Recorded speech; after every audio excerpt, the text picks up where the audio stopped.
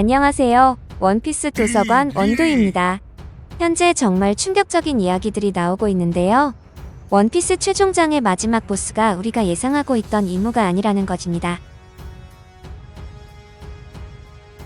오다는 본격적인 엘바프 이야기를 시작할 때 이것을 먼저 우리에게 보여줬습니다. 그것은 엘바프 고대 벽화입니다. 모든 이야기는 엘바프 벽화에서 시작됩니다. 벽화의 왼쪽 끝에 등장하는 거대한 악마, 그리고 그와 맞서는 태양의 신 니카. 이 장면은 단순한 신화가 아닙니다. 이는 곧 원피스 세계관에서 루피가 직면할 최종 결전의 은유이며, 우리는 여기서 진짜 최종 보스는 누구인가라는 질문을 던지게 됩니다. 우리가 흔히 떠올리는 최종 보스는 이무일 겁니다. 조이보이를 쓰러뜨리고 세계 정부의 정점에 선 존재.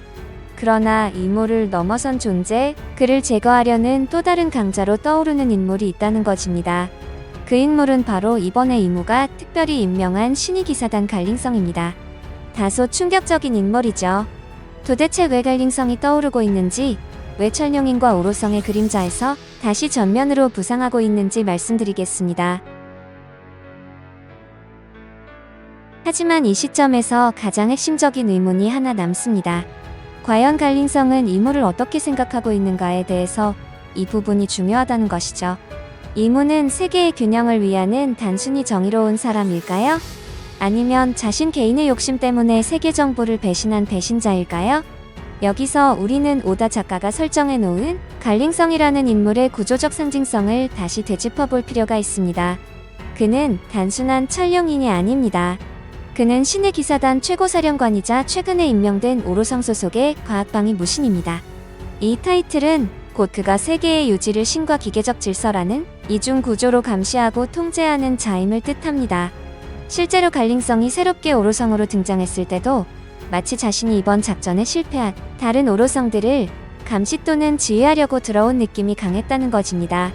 그렇다면 갈링성의 시야에서 오로성은 질서를 위협하는 존재, 혹은 더 이상 필요하지 않은 도구일 가능성이 있습니다. 과거 갓벨리 사건에서 갈링성은 왕을 직접 죽이고 그 자리에 승자로 남았던 인물입니다. 이 장면은 단순한 전투의 승리가 아닙니다. 그는 왕을 죽이고 자신이 그 자리를 대신하겠다는 질서의 대체자, 기존 권력의 청산자로 그려진 것입니다. 그 왕이 이무가 될 수도 있다는 것이죠. 이무는 1000년 이상 세계의 질서를 유지한 존재입니다. 그러나 이제 그 존재는 쇠락하고 그 체제는 붕괴 직전에 이르렀습니다. 엘바프, 드럼 왕국, 사우스 블루까지 각지에서 반란과 해방의 불길이 퍼지는 지금, 갈링성은 더 이상 이무가 이 체제를 유지할 가치가 있는지에 계산을 하고 있을 것입니다.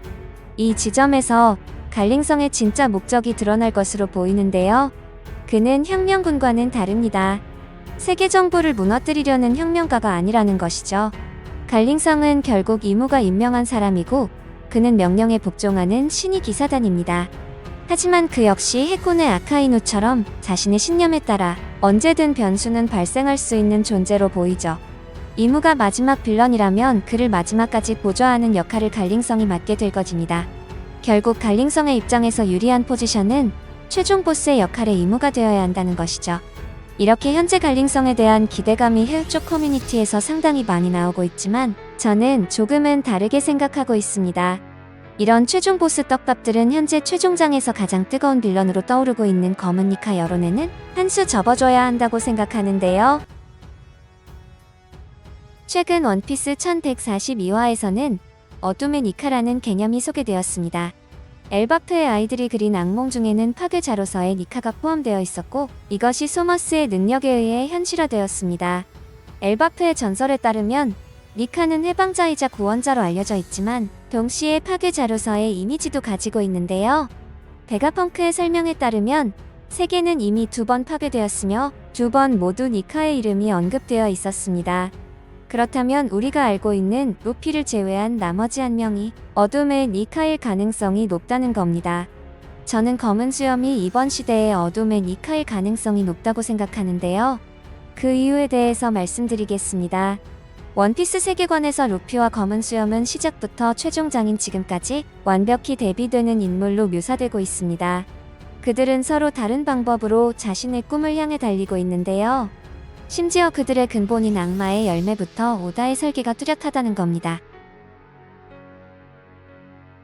검은 수염의 어둠 열매 능력은 루피의 인간 열매 모델 니카와 상당히 비슷한 점이 많다는 것입니다. 일단 가장 원초적인 디자인부터 굉장히 흡사하다는 것이고, 루피가 자유와 해방을 상징한다면 검은 수염은 모든 것을 흡수하며 구속을 상징합니다. 심지어 빛조차 빠져나올 수 없는 무한의 중력, 블랙홀의 힘을 가지고 있다는 것입니다. 그렇다면 검은 수염의 어둠 열매가 어둠의 니카의 조건을 가질 수 있을까요? 어둠의 니카의 등장으로 검은 수염과 어둠 열매의 관심이 상당히 높아지고 있습니다. 이 추론의 결론은 검은 수염이 이무나 루피와 최종 전투에서 죽음에 이르고 어둠의 니카 각성을 한다는 것인데요. 일단 니카가 된다는 조건이 당사자가 한번 죽고 나서 각성한다는 조건입니다.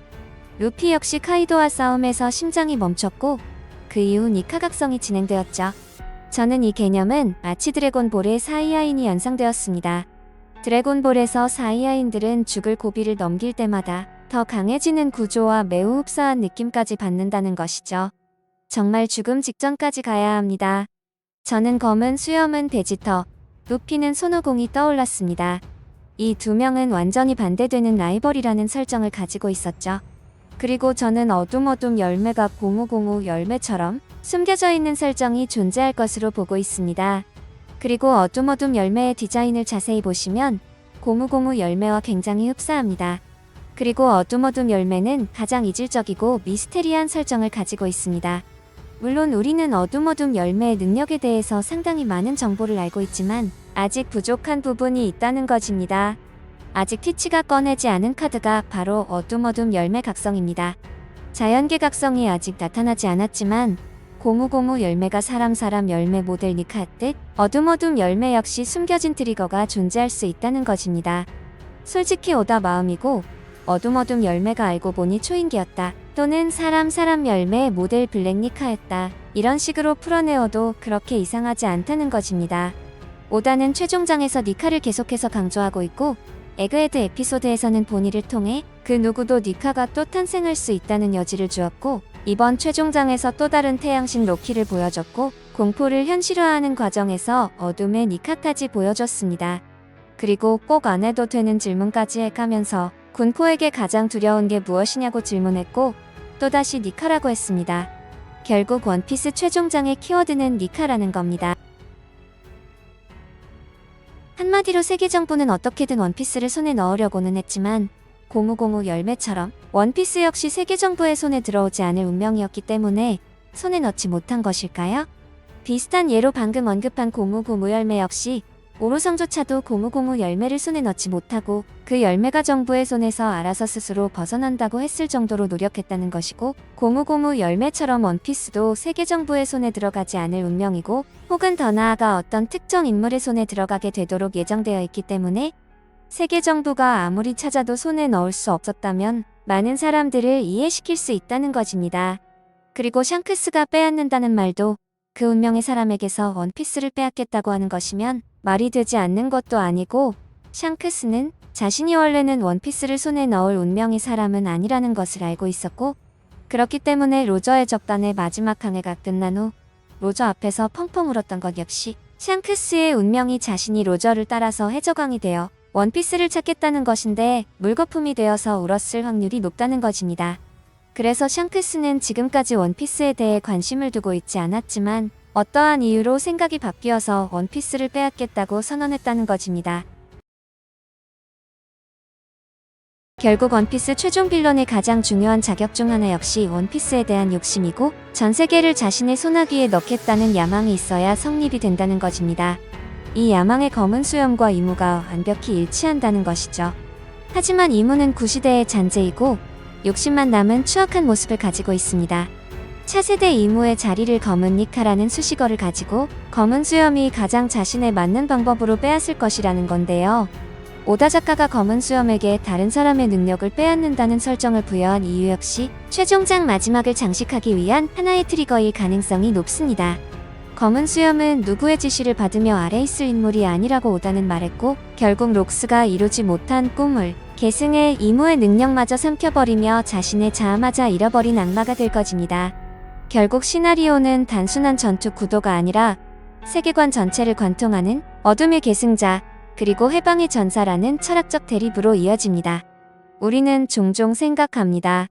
이무가 마지막 보스가 될 것이라고. 하지만 이무는 지배의 시대를 종식시키는 기폭제일 뿐입니다. 진정한 마지막 보스는 그 모든 것을 흡수하여 새롭게 등장하는 존재, 검은 수염이고, 결국 이무는 허무하게 패배할 것입니다. 그리고 그 빈자리를 검은 수염이 차지하게 될 것입니다. 그것도 아주 손쉽게 말이죠. 이제 루피는 과거 모든 적들의 특성과 이무의 힘을 흡수한 검은 수염이라는 진정한 괴물과 싸워야 합니다. 원피스의 마지막은 단순한 왕좌 쟁탈전이 아닙니다. 그것은 이념과 철학, 자유와 지배, 해방과 억압의 충돌입니다. 그리고 루피는 모든 것을 흡수한 자, 진짜 어둠, 검은 수염과 태양이냐 어둠이냐를 놓고 최후의 일전을 벌일 것입니다.